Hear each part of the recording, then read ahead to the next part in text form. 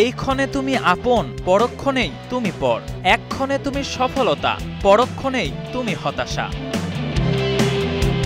Brazilian superstar নেইমারের ক্যারিয়ারটাও যেন রং বদলায় ক্ষণে ক্ষণে। যেই পায়ের জাদুতে বিশ্ব কাঁপিয়েছেন, হয়ে উঠেছেন ড্রিবলিংয়ের রাজা, সেই পায়ে যেন করছে বিশ্বাসঘাতকতা। যেই পাজোড়া এনে দিয়েছে পাহাড় সম খ্যাতি, সেই পাজোড়ায় দিচ্ছে এক সমুদ্র বেদনা।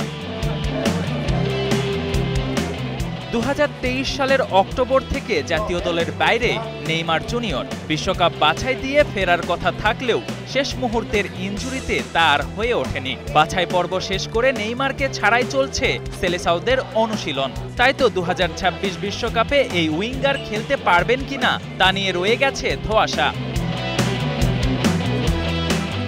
অবশ্য ব্রাজিল কোচ কার্লো আনচেলোত্তি এখনো আশাবাদী নেইমারকে নিয়ে। প্রিয় শিষ্যের জন্য দিয়েছেন কিছু পরামর্শ।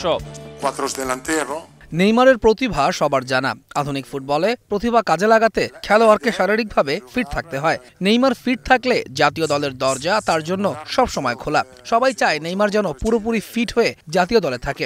আমি তার সঙ্গে কথা বলেছি, প্রস্তুতি নেয়ার জন্য তাকে সময় দিয়েছি। বিশ্বকাপ দলে নেইমারের প্রয়োজন এখনো ফুরিয়ে যায়নি। আনচেলোত্তির মুখে এমন কথা শুনে নেইমার ভক্তরা খুশি হতেই পারেন। বিশ্বকাপ শুরু হতে বাকি এখনো 10 মাস। তাই তো ইনজুরি থেকে ফিরে বিশ্বকাপের প্রস্তুতি নিতে লম্বা সময় পাবেন ব্রাজিলিয়ান তারকা। নিজেকে সম্পূর্ণ ফিট প্রমাণ করতে পারলেই পেয়ে যাবেন ফুটবলের সবচেয়ে বড় আসরের টিকিট। হেরে যাক ইনজুরি, জিতে যাক নেইমার, আবার ফিরুক ফুটবল ময়দানে, পায়ের জাদুতে ছড়াক মুগ্ধতা, এমন প্রার্থনায় এখন সব নেইমার ভক্তদের। Ashraful Islam, star news.